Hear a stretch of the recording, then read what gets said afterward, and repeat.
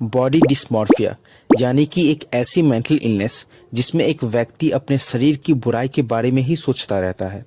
ये इलनेस लोगों से बहुत अलग अलग काम करवाती है, जैसे कि प्लास्टिक सर्जरी, ओवर मेकअप। पर लोग अब अपनी बॉडी डिस्मॉर्फिया के कारण एआई सॉफ्टवेयर का यूज करके अपना एनिमे वर्जन बना रहे हैं। बड़ी बड़ी आंखें, स्ट्रॉन्ग चिन इत्यादि, जो कि बहुत ही चिंता वाली बात है। पर इससे भी ज्यादा चिंता वाली बात है युद्ध में कवाई कल्चर का प्रचलन। क्या है ये कवाई कल्चर और कैसे ये युद्ध के लिए बहुत ही ज्यादा हानिकारक है, इस वीडियो में जानते हैं। हेलो दोस्तों, मेरा नाम विशाल है और मैं आपको इस बात का आश्वासन देता हूँ कि इस वीडियो को पूरा देखने के बाद आप बहुत कुछ सीख कर जाओगे। तो चलिए वीडियो में आगे बढ़ते हैं। कवाई शब्द कोनोट करती है शाइनेस, एम्बेरसमेंट, डार्लिंगनेस, क्यूटनेस एंड लवेबिलिटी, जैसे कि एक छोटा बच्चा या स्मॉल फ्लफी क्रिएचर। कवाई कल्चर जिसमें कि हर एक चीज को क्यूट या एडोरेबल दिखाने की कोशिश की जाती है, जैसे कि ये इमोजीज, ये जिफ्स, ये एरोप्लेन्स, ये टॉयज, ये सब कवाई कल्चर से ही इंस्पायर्ड हैं। ऐसे तो कवाई कल्चर की रूट्स जापान की हिस्ट्री में बहुत पहले से ही हैं, पर जिस कवाई कल्चर को हम जानते हैं वो इमर्ज हुई थी जापान में 1960s के स्टूडेंट्स प्रोटेस्ट के दौरान। प्रोटेस्ट का रीजन था political issues with US Japan relation और ट्यूशन रिफॉर्म। इन सब मूवमेंट ने कुछ स्टूडेंट्स को पर्सनल लेवल पे इंस्पायर किया, जिसके कारण कुछ जापानीज स्टूडेंट्स ने कन्वेंशनल नोशन को तोड़कर एक अलग कल्चर बनाया, क्यूट या एडोरेबल दिखने या बिहेव करने का। Fast forward to late 1970s, Japan की टीनेज गर्ल्स में एक नया ट्रेंड चालू हो गया, जैसे कि cute child like handwriting. Young जापानी गर्ल्स ने जापानीज हॉरिजॉन्टली लिखना शुरू कर दिया, जबकि ट्रेडिशनली जापानीज वर्टिकली लिखाता है।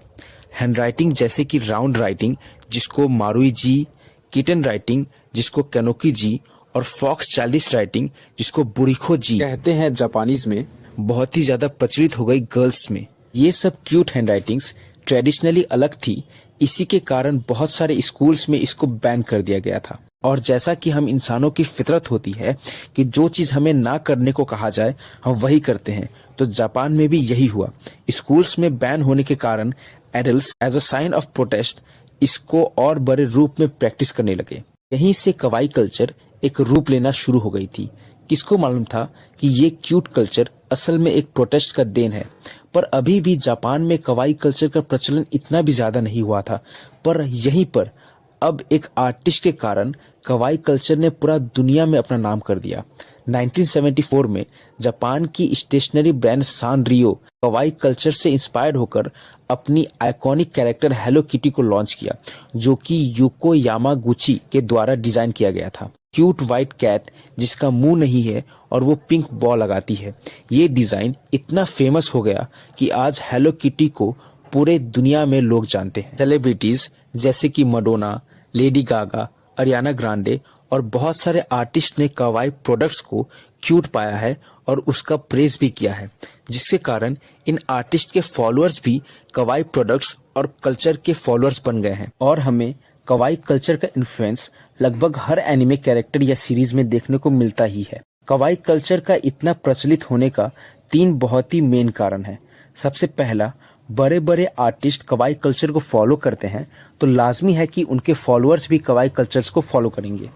एनिमे जो कि कवाई कल्चर से बहुत ही ज्यादा इंस्पायर होती है, इसके प्रोलिफरेशन के कारण लोग कवाई कल्चर से बहुत ज्यादा इन्फ्लुएंस होने लगे। कॉर्पोरेट जिनको कवाई कल्चर एक बहुत ही बड़ा अपॉर्चुनिटी दिखता है पैसा कमाने का, वो भी कवाई कल्चर को प्रमोट करने से पीछे नहीं हटते हैं। पर कैसे ये कल्चर हमारे सोसाइटी खासकर यूथ में एक नेगेटिव इम्पैक्ट डाल रहा है। कवाई कल्चर जो कि क्यूटनेस और डिजायरेबिलिटी को दर्शाता है, असल जिंदगी में ऐसा कुछ नहीं होता। रियल वर्ल्ड में जो हम चाहते हैं वो जरूरी नहीं कि हर वक्त ऐसा ही हो। बच्चे जो कि कवाई कल्चर से इन्फ्लुएंस्ड कंटेंट देखते हुए बड़े होते हैं, वो इमेजिन कर लेते हैं कि रियल वर्ल्ड में भी सब ऐसा ही होता है, सब डिजायरेबल होता है, जो वो चाहते हैं वही होता है। और जब असल में उन्हें रियलिटी हिट होती है तो वो उसे हैंडल नहीं कर पाते, जिसके कारण वो गलत कदम जैसे कि सुसाइड भी कर लेते हैं। लड़कियां कवाई कल्चर में दिखाने जाने वाले ब्यूटी स्टैंडर्ड्स जैसे कि big eyes, thin lips, perfect nose जैसी चीजों को रियलिटी मान लेती हैं और रियल ब्यूटी को एनीमे में दिखाने जाने वाले ब्यूटी स्टैंडर्ड से कंपेयर करने लगती हैं, जिसका एंड हमेशा ही डिमोटिवेटिंग होता है। के पॉप ये के ड्रामा जो कि इसी कल्चर से इंस्पायर है, उनके फॉलोअर्स ज्यादातर लड़कियां ही होती हैं।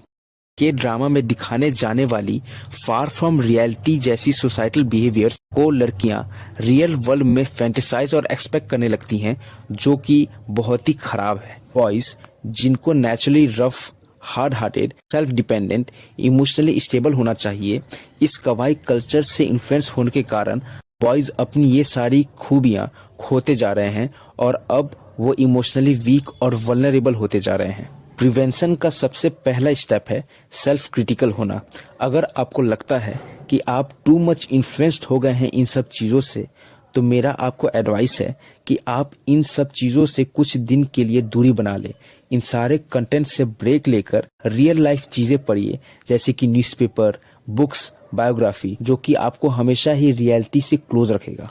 तो क्या मैं बिल्कुल ही कवाई कल्चर के खिलाफ हूँ? नहीं, इनफैक्ट मैं खुद बहुत सारे एनीमे देखता हूँ, पर मेरा मानना है कि एंटरटेनमेंट को एंटरटेनमेंट तक ही रखना चाहिए। एंटरटेनमेंट को रियलिटी समझने की भूल नहीं करना चाहिए, नहीं तो रियलिटी भी एक एंटरटेनमेंट बन के ही रह जाएगा। कुछ भी चीज़ एक हद तक ही अच्छी लगती है, अगर वो उस हद के पार चली जाए तो वो जहर का काम करने लगती है। विद दैट बीइंग सेड, अब मैं जा रहा हूँ। बाय।